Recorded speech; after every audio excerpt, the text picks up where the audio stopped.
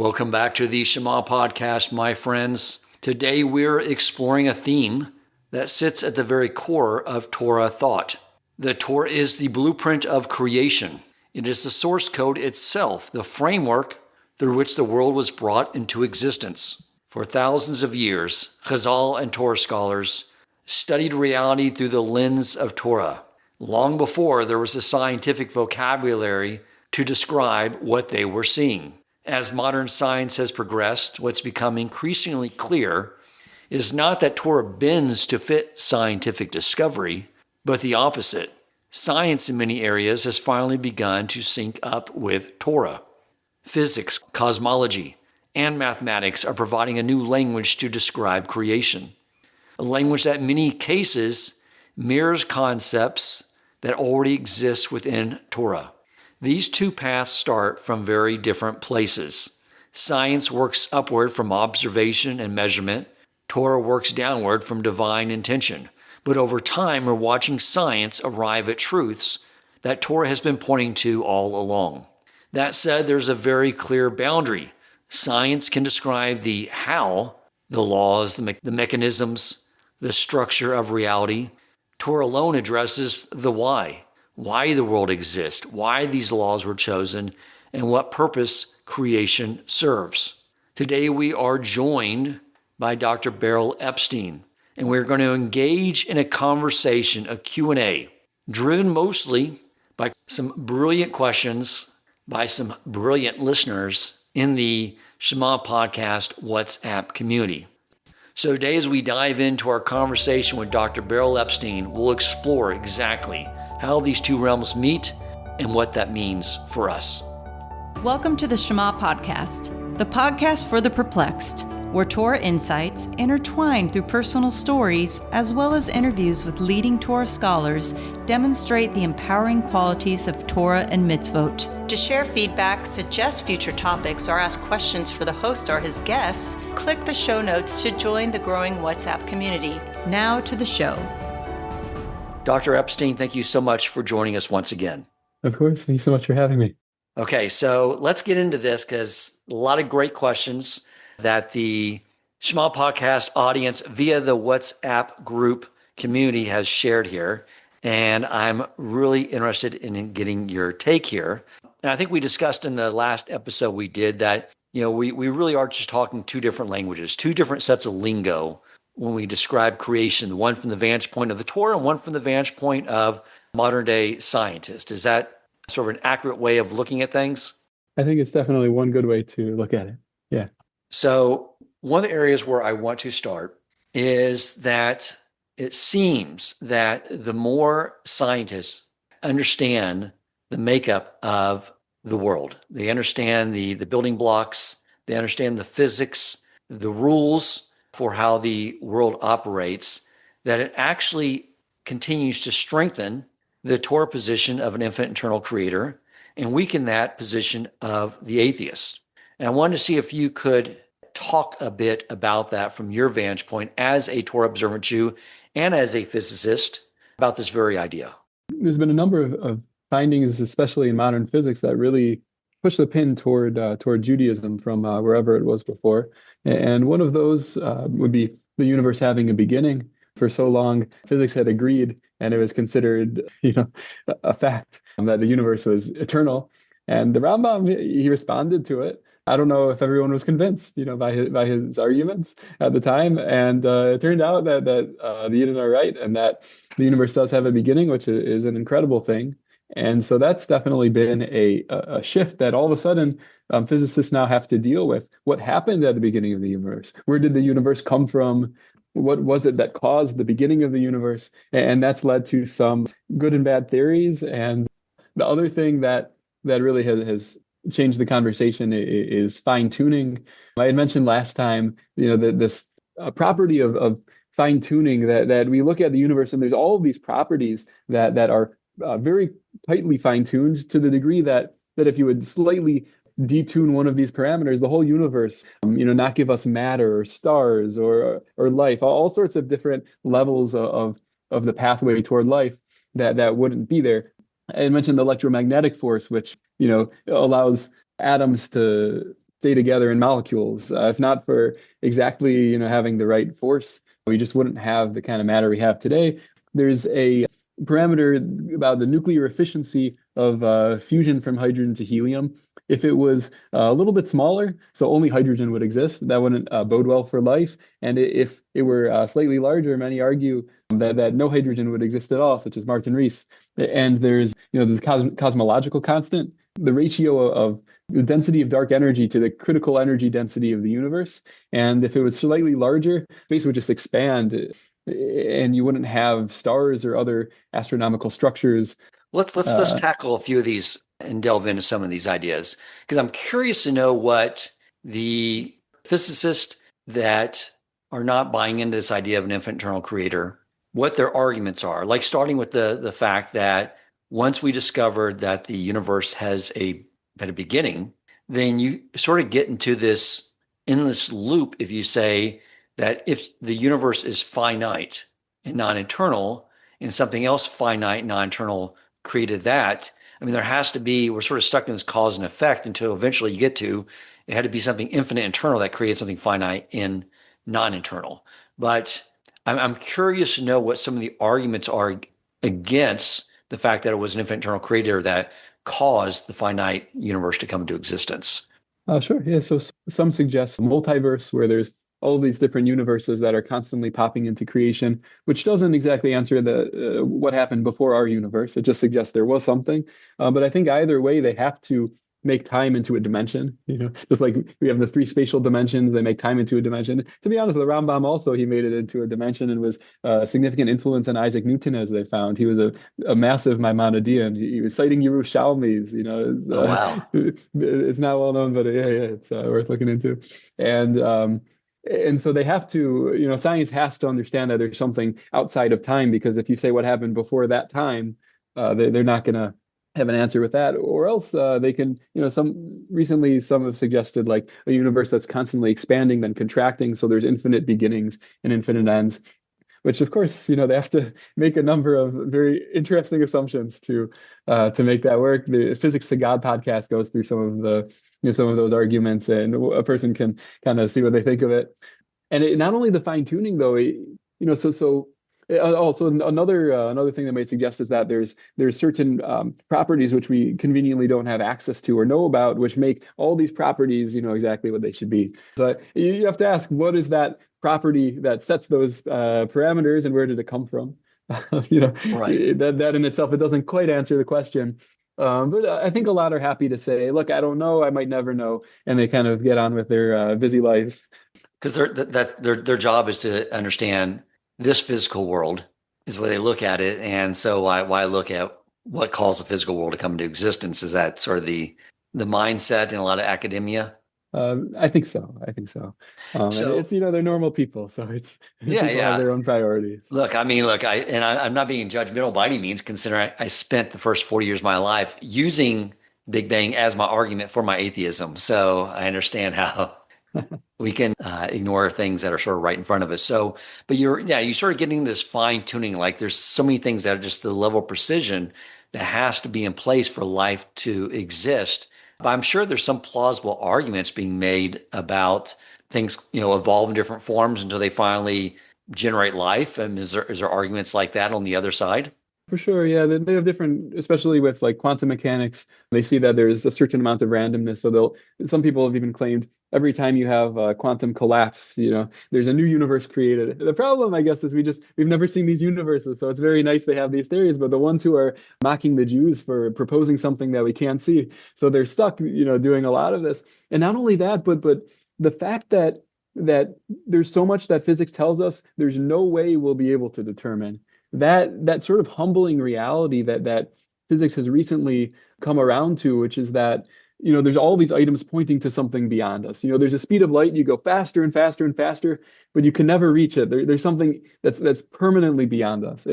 Gödel's theorem, a lot of mathematicians like this, where you try to create a set of properties and equations, and you can never, in a self-contained way, prove exactly all of the principles that you've identified within there. So mathematically, there's always something that you can't prove. And even the universe itself, some people think over time we're going to just learn more and more, and then all the areas where a person could find Hashem they'll get closed by science. Some people want to say, a God of the gaps hypothesis.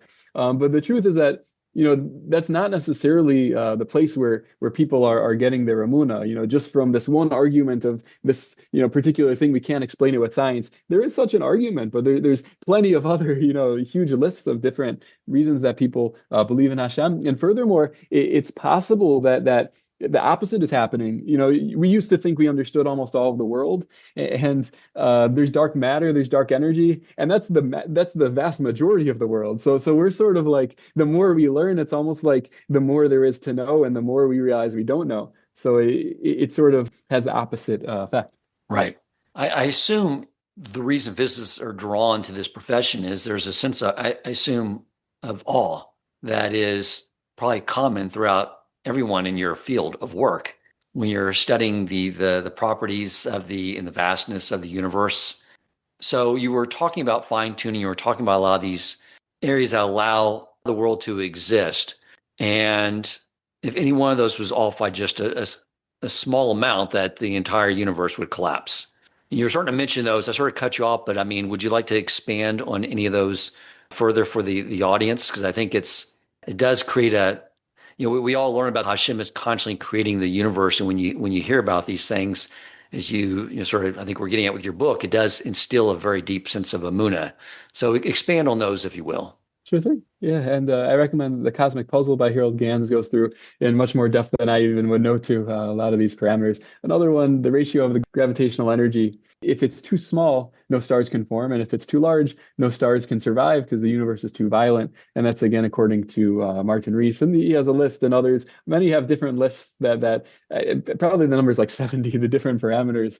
And it just really makes a person see there's an intellectual argument to be made like this, to say that if we see this fine tuning, it's really a sign that there's something intelligent going on. And then there's also the sort of intuitive way of understanding it, which perhaps is even better. My father once mentioned, you look outside and you see the sun shining and the squirrels climbing up trees. And is all of this random? Is all of this, meaning you could intellectually justify many things, but when it comes to a person acknowledging internally the absurdity of suggestions of every moment constantly universes being created versus the sort of resonant understanding of the whole world really being just one universe that Hashem designed, and underlying all of it, this beautiful unity that science itself echoes. I think that's the more mistaver approach. And there's many midrashim about Abraham as a young boy discovering belief in one God and that there is one creator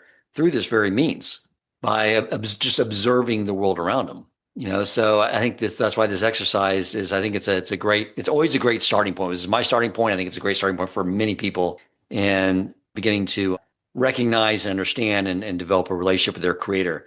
So anything else you want to add on there as far as like more the continued modern discoveries of physics that continues to strengthen the argument for Hashem and weaken the argument that the atheists are making these days?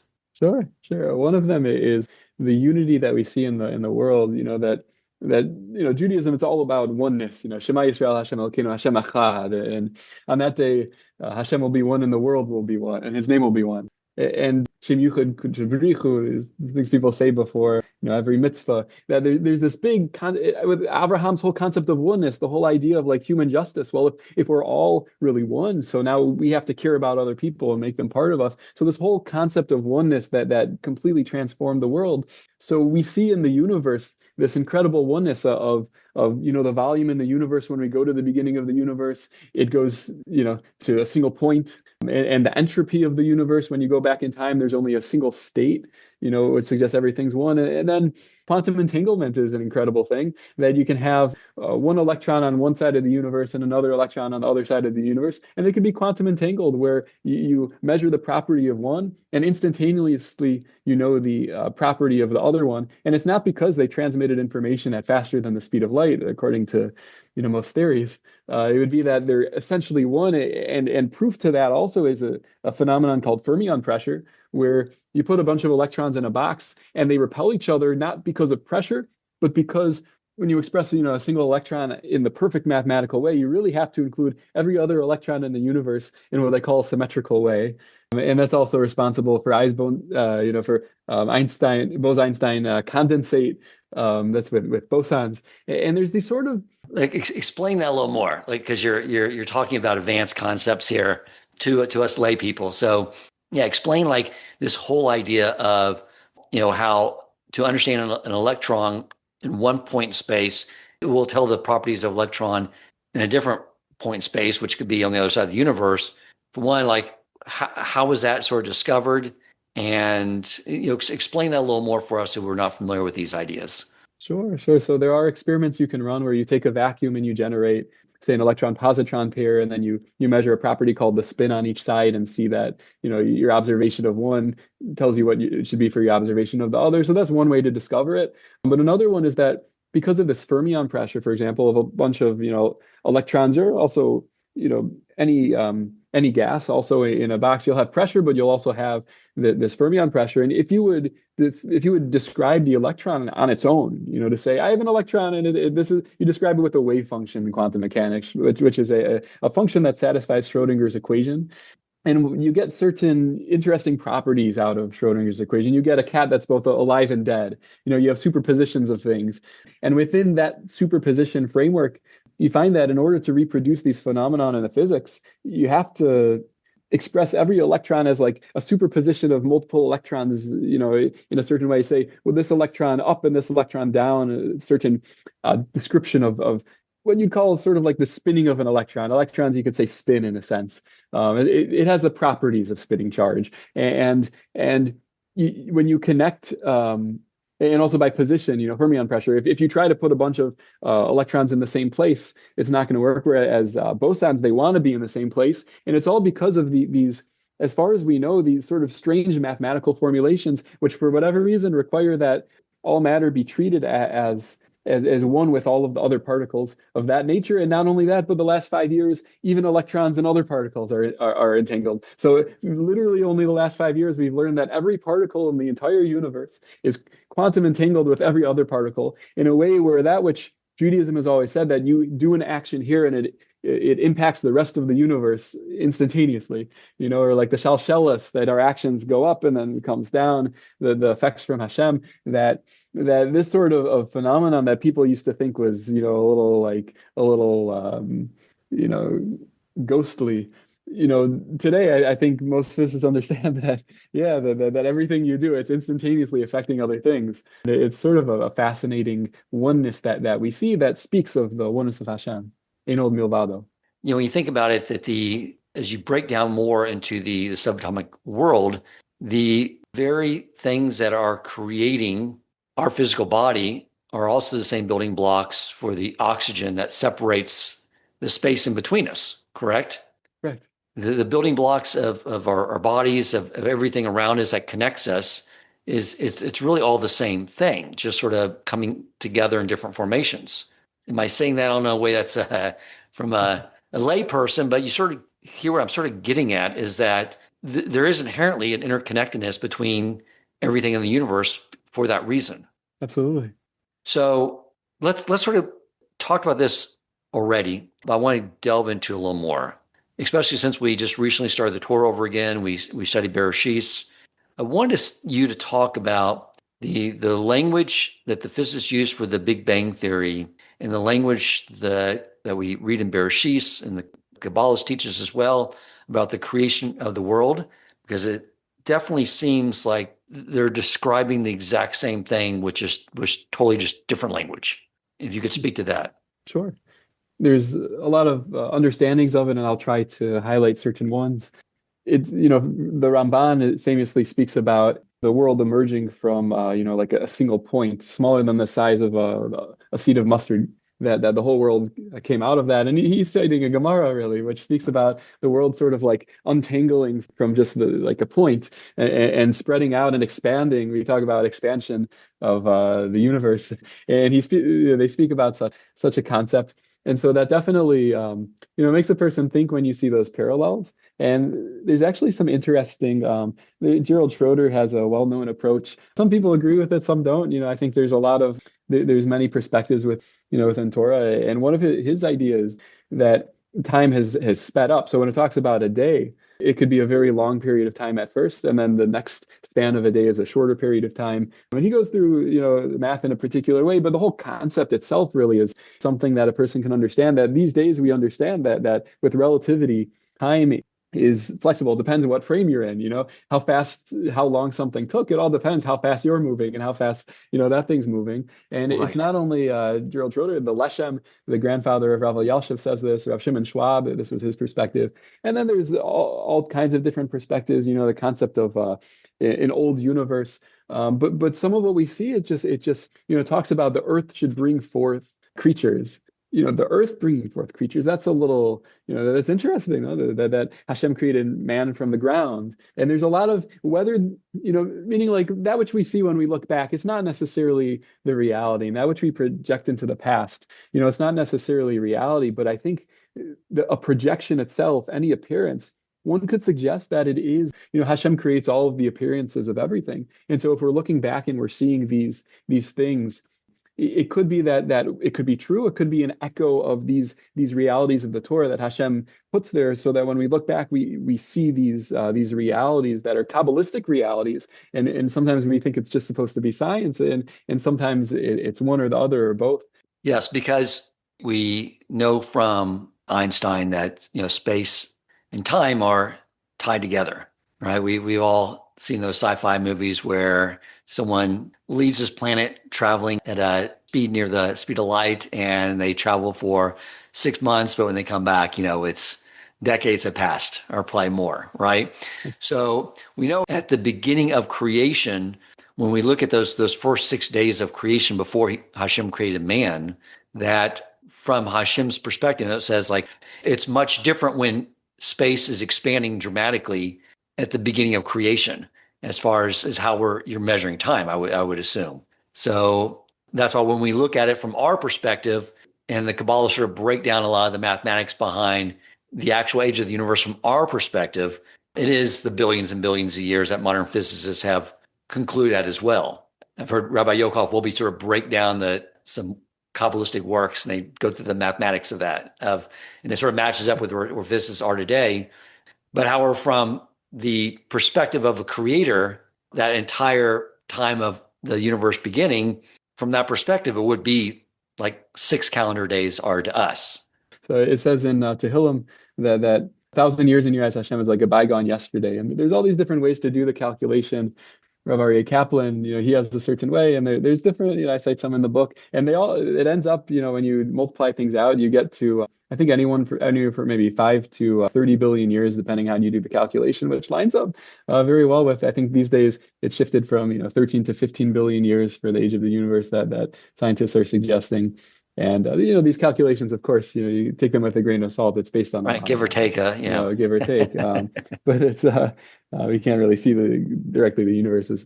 But it's also worth mentioning that the Rishonim, many speak about how the Bereshis itself, the creation of the universe, there's hidden mysteries in it, and all of them allude to it. And the Sefer HaChinuch, and it's understood by the Rishonim that it's not just telling just like a simple shot creation story. And you see, when you look at the Ramazim and the Drushim and all of the Kabbalah, everything people say about Bereshis, there's so much depth and so much understanding. And there's sort of this understanding that the Rishonim have, which I think is it points us to something. Why should they have said that? How did the Rishonim know that there was so much depth in there and so much that hidden, and that it's not just a straightforward simple story, say. And I think that really is a concept in Bereshis and a concept in Torah, being able to see multiple layers. I think a lot of the supposed conflict, between science and Torah is people having such like as you spoke about last time, a binary way of seeing things. It's either this way or it's that way. As Yidden, who we study the Talmud, and we see all these layers and all these different ways in which one thing is said, but really these different things are meant, and how to understand what's really going on. And I think that's what creates a peaceful society. It says the Loimdei Torah, those who learn Hashem's Torah, are the Bonei Olam, Bonei Shalom. We create shalom in the world. And I think it's through this, being able to see the world in depth and in layers, and not just to get stuck in these kind of surface level binaries. Do you see any conflicting information between what physicists today are, how they're describing the origins of the universe, and what our Torah is saying? Good question. I think it very much depends on the perspective. I heard two shiurim regarding evolution from, one was Rabbi Aaron Feldman, the current Rosh Yeshiva of Ner Yisrael, and the previous Rabbi Weinberg Zatzal. And they both, speak about the concept of evolution. And Rabbi Weinberg said that let the scientists say what let them determine it, and then whatever that is, that he said, what's the problem with evolution? And then Rabbi Aaron Feldman, he knew one of the main scientific critics of evolution, and his understanding also was, he brought a raya from Bereshis that's neged creation, that's suggesting that it's a neged evolution, suggesting that it's really not based on like the seventh day and what happened there, and so I think it's. Sometimes it's really hard to know in science, or in Torah. I mean, it's really hard to know like how literally to take different things, and so we really rely upon the tradition. But the Masorah itself is it's a breathing, living organism, meaning it's rigorous and it's clear, and at the same time it has multiple faces, which are all Torah. It's like quantum superposition, where you can have multiple understandings that are all valid, and I think it depends. Different people. From different communities with different Rabbanim often will have different perspectives. And I think the main thing for a person is when there's all of these paths for resolve, for connecting Torah and science. And I list, 5 different options in the book, general klalim, and each question has more answers you could give. But these 5 apply to everything. And I think a person can speak with their Rav and to see, how does their Rav understand, the people they respect most, how does that person understand the Torah and what the Torah is saying? And then a person can then be able to interact with the science and to put it in the proper place in creating a whole unified and enlightened worldview. Let's talk about quantum mechanics. So in quantum mechanics, what we understand is that the observer is not distinct from what he is observing, that there's this connection. We sort of discussed that to some degree already. Does that tell us anything meaningful about our consciousness, which, according to our consciousness, is our spiritual essence? What can we learn from that? Yeah, it's an interesting question, observation that amongst treatments of quantum mechanics and interpretations, one of the the main ones is probably I saw one study that the most common one is the idea that an observer or observation affects the world itself. That that you take a certain quantum system and then you observe it, and mathematically that's how we treat it, in graduate school, and you see that that observation, changed the actual state of the matter. And one can never know, was it the observer or the observation? Meaning you can try to think of an idea to have, a machine that measures exactly what happened. And then afterward, you have a recording, and then after you go and then you see the machine, and was it the machine that caused the wave function to collapse, or was it your conscious observation? And there's no way to determine. So I think, I think a very valid interpretation is that one's consciousness literally causes the wave function to collapse. But either way you look at it, it tells us something very important, which is that observation for sure causes a change in the world, according to the most common interpretation of quantum mechanics, which tells us that sometimes we think of ourselves as observers, observers in the world, observers in life, observers in our relationship, and I think we have to flip the script there, because we see that how we perceive things, we're not only observing it, we're interacting with it. So if we see a person, do we see a person as a good person, as a wholly elevated person with potential? Because our observation is going to affect that which we're looking at. The wave function is going to collapse into that which we're seeing. And how we see ourselves, do we see ourselves as physical animals with just a body, or do we understand that we have a mind and we have a soul, and we can achieve godless? And also, how do we look at women? Outside of the frum world, outside of the religious Jewish world, the way by looking at women in certain ways in society and making them sort of into what men want them to be. So we're sort of causing women to betray their own selfhood and their own values, overlooking their own unique gifts and role, and kind of just becoming what society wants them to be. And so we see, like by Hanukkah, that the Greeks stretch out their hands against our money and our daughters, and they were actively taking a role. And I think a lot of women in the current age feel that, it's not that it's not that the Greeks are stretching out their hands, but sometimes like they don't even have to stretch out their hands. And then afterwards, people just feel so bad. And it's a really sad. You made a very profound point that we influence others more than just with words. It's just when we see someone, the way we perceive them can have a positive or negative impact on them. And we know this not only from the Torah, but we know this from what you said from studying quantum mechanics, that the observer is not passively observing things. It is influencing the physical world. That's what we now understand. And so when we observe someone and we think something positive, it actually helps bring out positivity in them and vice versa. There's a Pirkei Avos where it begins with the rabbi sent them out to each identify what's most important. I believe that the answer was, and one of these was, a good eye, correct? Really so, yeah. That tells us the importance of just observing everything with a positive eye. And you're absolutely right that one of the things we're very focused on, that's such a huge test today, is for the man to guard his eyes, but to understand the negative impact that has on women. When they do look at a woman as being a physical being instead of being a spiritual being, that has a negative impact on them as well. Absolutely. What else have you seen about this idea, how just the way we look and we judge and we evaluate in our mind influences, what actually takes place in the world around us?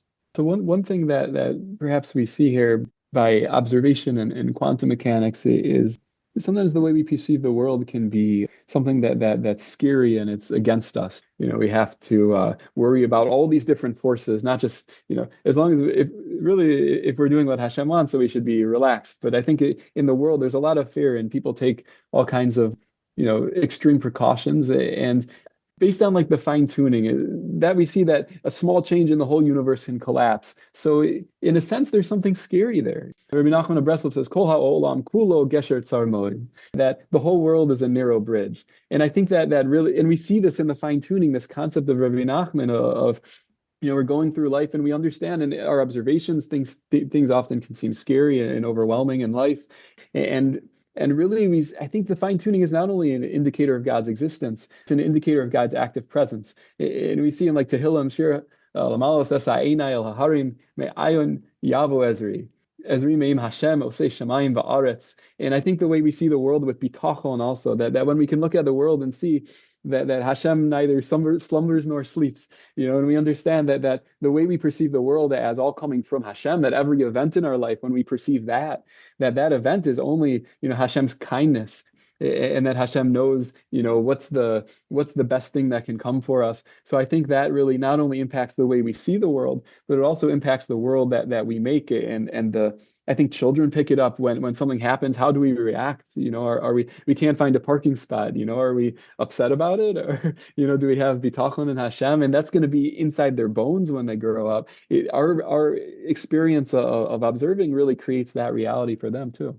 So it seemed to be that the more that we exercise Emunah and Bitachon as our hafshkafa, our worldview, that only makes and creates more serenity for us in our own lives. But it seems that what you're saying, that it's actually influencing the way the rest of the world begins to see the world, not through us talking about it necessarily, but just from us viewing the world in that way can have a positive impact on the way the other people around the world view things as well. I believe so. And we see also a raya from Ayin Hara, for example, that, the Acharonim, I believe, say that if a person would exercise if a person who holds of the concept of Ayin Hara, so he has to be concerned about it. A person who's not holding of the concept of Ayin Hara, the idea that, the way someone looks at something, if a person's jealous from something they see or whatnot, that's going to cause harm to that that system.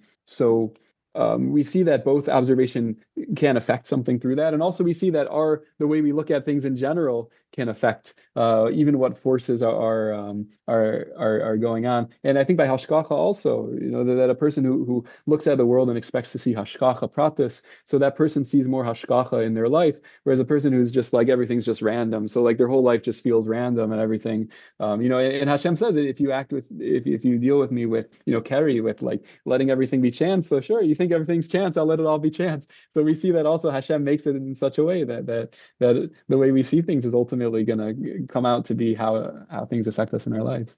Right. Here's another question from a dear friend of mine, David Block. He asks, physics can describe the laws of nature, but not where they come from or why they stay constant. How do you think about this, the source and stability of the laws of physics? It's a very interesting thing that we are so used to the forces being constant. And we take it for granted, but if you just had infinite universes, and statistically there would be some experience of the world. So it might be they talk about like a quantum brain or like a Boltzmann brain that like should just pop into the existence and experience something, then disappear. But we actually experience a very smooth world, and even if there were beings that would be evolutionarily fit to function and to have consciousness. So even there, like would the world really be so smooth and stable, and would our experience be so stable? It doesn't actually seem to me obvious that it should be that way. And I think the big question that I know bothers a lot of people, there's an atheist friend of mine in college where late at night, he would get so depressed about this and he obsessed about it. It was, but it was a real thing that he was realizing that it's a real question. He said, why is there light? Not like, why is there a world? Like the world could not exist. Why is there world? And why is the world stable? Why can we describe it with math? Okay, so if it has stable properties, great, but that we could use our minds to write mathematical equations and predict, what's going to happen. I think that's an incredible thing. Wigner writes about a famous mathematician, and why should we be alive? Why should we experience our reality and not just be living like robots? With AI today, it's like you start to see the difference between like what it means to be a person and what it means to be a robot. And you can imagine life would be like AI, but it's not.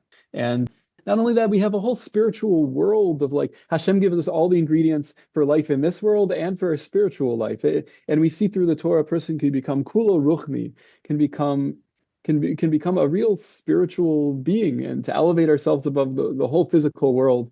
Rabbi Machiel Cutler visited Baltimore recently and spoke about that a person can elevate himself. And I just wonder if there would just be a natural world, if it could just exist. Boom, there's a natural world.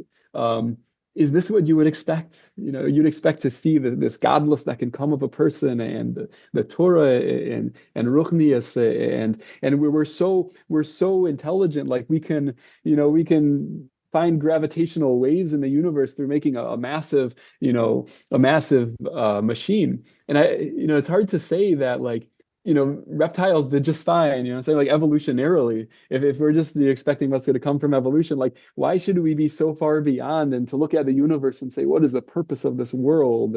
And to me, the fact that we can that we have such deep thought, really is that's so far beyond our evolutionary needs is really a raya also for Hashem, just like the stability of the universe. Right. Let's talk about AI further. That was a question that came up from Rabbi Meisel. I think it really gets to the question of the nature of man. When you have a machine that can seem to mimic man in many ways now, can you speak about that and what it means to be in the image of God, and where we have this new technology now fits into the equation?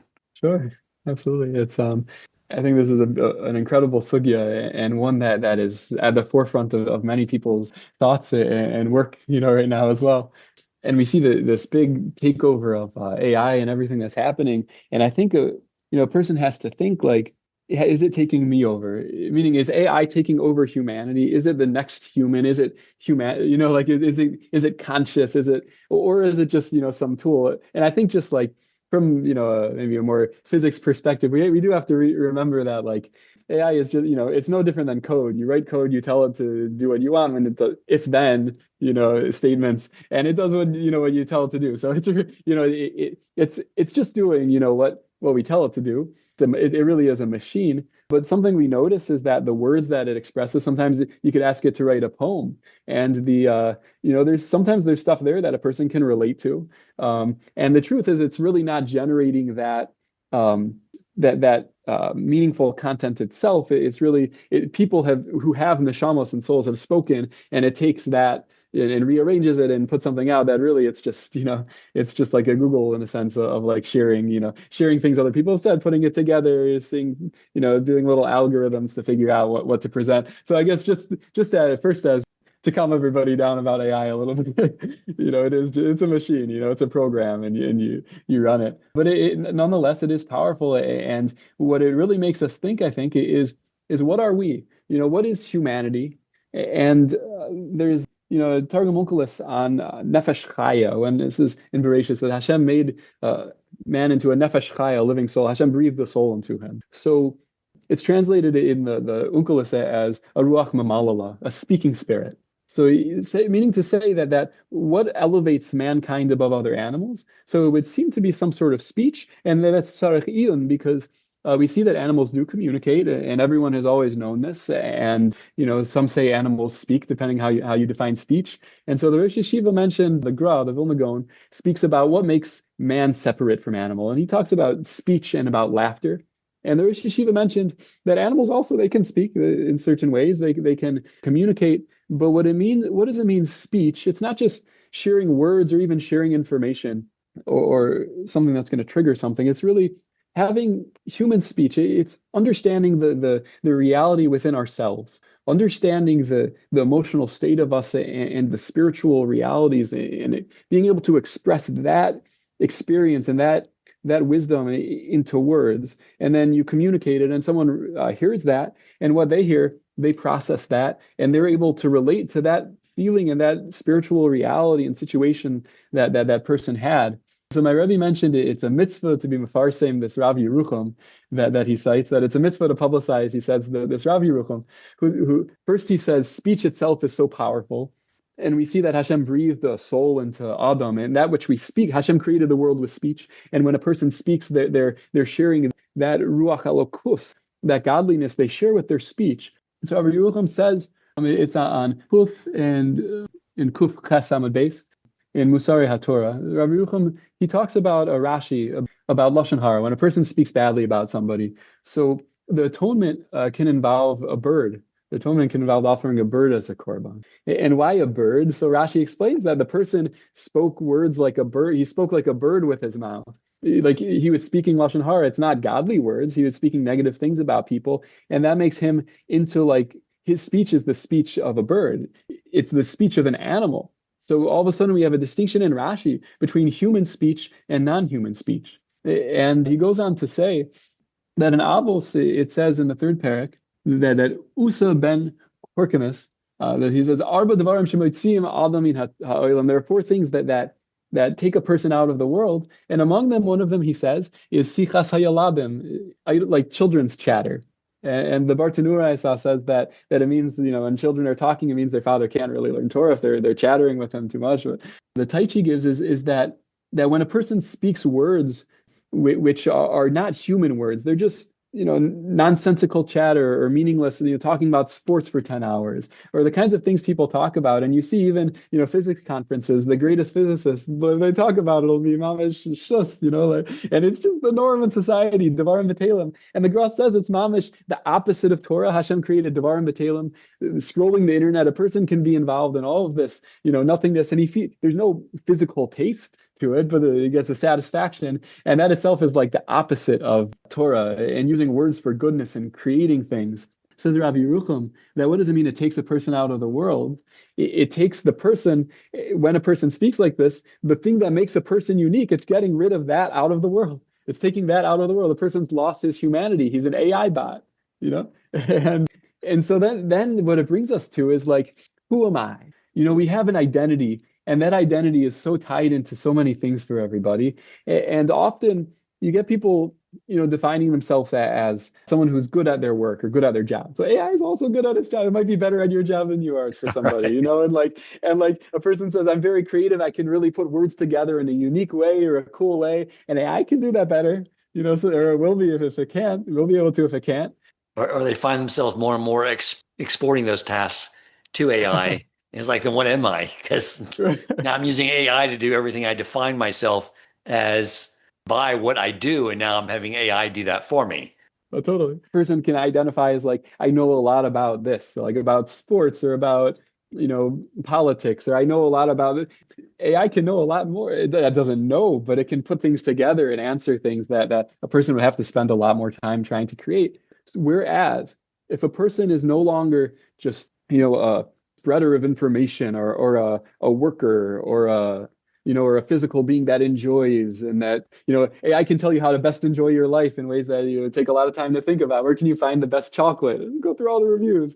And, but life as Yidden in the world, if what we see ourselves as is an Eved Hashem, someone of spiritual depth and importance, where it says the whole next world is only just a cent of the next world is greater than all of the physical world. And Rav Dessler says the whole physical world, every person, all of experiences through history, the next world is a cent of that is greater than that. And yet says Avos that a moment of teshuva in this world, one moment of coming closer to Hashem is greater than all the next world. And that if a person identifies himself by tshuva as what's my connection to Hashem, am I growing close to Hashem? So there's no shaykhis to a robot. A robot doesn't do teshuva. Opal gave me some kind of fake references, and I asked if they're real references, and it said, "Oh, I'm sorry, I lied." Then it happened again, and I asked it, and it didn't say it lied. It said, "No, they're real sources." Right. And then there's no tshuva. And finally, just the moral thing that comes out of it when we engage with people. And we see that speech is something that comes from within and goes to someone else, and it's a real experience shared. If someone expresses to you that they're having trouble with something or they're ill and they're worried about their health, so is your response just like an AI response? Is it like, I'm so sorry about what you're going through, and it's just like an animal just responds without, it just gives you a response like AI. Right.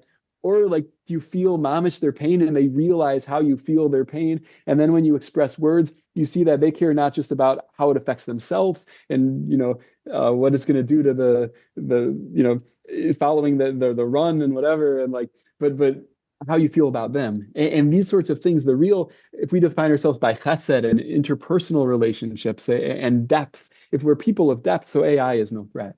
But I think there's an idea here too, that all this advancement in technology, and especially with AI being, I think, sort of like the last area of this that's really helping us identify at the heart of who we are. It's helping us with that because it's easy for people to identify one with at the very surfacey level with their possessions. People have wealth, they identify, I am this house and I am this car and I'm all these things. I'm this person at this job, whatever. Anyone who begins their learning can quickly strip that away, that it comes all from Hashem. But then we get this next layer, and it's like, okay, well, I'm this body, the who I look at in the morning when I look in the mirror. But that's not us either. We don't take that with us when we leave this world. So the last area really is our intellect.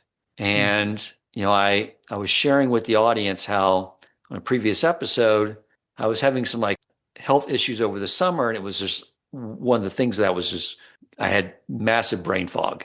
Like just intellectually, it was just like things weren't working right at all. And it reminded me of the story of the Lost Princess by Rabbi Nachman, where the viceroy, he's on this spiritual journey and he brings his horse and his servant and his money. And sometimes he takes them all. Sometimes he has to leave some behind. Sometimes he takes the horse. Sometimes he takes the servant. But the horse is the body. The servant's his intellect, and his money. So basically, sometimes he has to leave the servant behind, his intellect, and go on this journey without the servant, And I think by seeing how AI is sort of doing so many things that we used to do and pride ourselves on arrogantly, that we now see AI doing it way better, it's helping us get to like who we really are. And you touched on it. It's the impact we're having on the world around us, right? The impact on other people, the impact we're the role we're playing towards our relationship with our Creator. It's causing us to basically strip away all this ancillary stuff that we used to identify with and make us address who we really are, which is those things. It's what we do with all those resources. It's what we do with the horse, what we do with the servant, what we do with the money. It's what we do with those things is what matters. Beautifully said. One of the things that we just sort of got to talking about AIs, we get to who are we, what is our neshama, and it's sort of what you're left with when you strip away everything else. One of the listeners of the podcast, someone that is active in our WhatsApp community and shares a lot of great ideas, has several good questions here, Diana, and she asked, about the human soul, what science sort of would expect to see or not see in this physical world. Like, what is there any tangibility to the neshama in this world? Is that something you can speak to from either a background as a physicist or as a Torah scholar? I don't know if I could be a Torah scholar, I consider myself, but as a physicist, I certainly, I could speak to this concept of, that the physical world itself, we understand it's physical, but what happens if there's something spiritual that touches upon the physical? And the Ramchal describes the nefesh. So there's 4 levels of the soul, if the Ramchal, and in the Olam Hasiya, where we live, there's this nefesh, which he describes as metzias echad dak ma'od. And he goes on to describe what sounds a lot like DNA, of like it creates the structure and of a person versus an animal, and the wisdom of a person, this person's seichel and intellect comes through it. And so I asked Rabbi Hopfer, and I asked my Rebbe also, and they both said that the nefesh is not something you would see in an experiment, even though it's the most, it's in metzias echad dak ma'od. And so Rabbi Hopfer, after he responded, he said he wanted to think about why it was that his instinct and his understanding is that it's not something you can measure in a laboratory. And he said that it's because the soul is what Hashem breathed into us. And we have the physical body and the spiritual soul. And so it's fundamentally separate, but it could be, there could be interlinked. And if we would find, say, quantum consciousness, to explain consciousness, sometimes they have these different different theories in neurology and in quantum mechanics, and they're all like, they don't have evidence really, but they're cute, it's interesting. It's worth, sometimes looking into things, and it might be right. There's the Shem Elokus that, Hashem, makes a natural explanation for things. So maybe someday that'll be fruitful. But if you would have quantum consciousness, or if DNA, were the closest thing to a nefesh, but it would be that the nefesh is nimshach through it. It's like it's connected to it, and that's where it kind of resides. But it wouldn't be within that actual physical reality. Okay, great. Dr. Epstein, thank you so much. That was fascinating. There's so many questions we didn't get to. I would love to have you back on again to explore some more questions. I think this is fascinating. I know the listeners enjoy it as well. Love you, and thank you so much. It's really an honor to be able to be on your podcast. I really appreciate it. Thank you for listening. And if you enjoyed the episode and found it meaningful, please take a moment to rate, review, and share the podcast.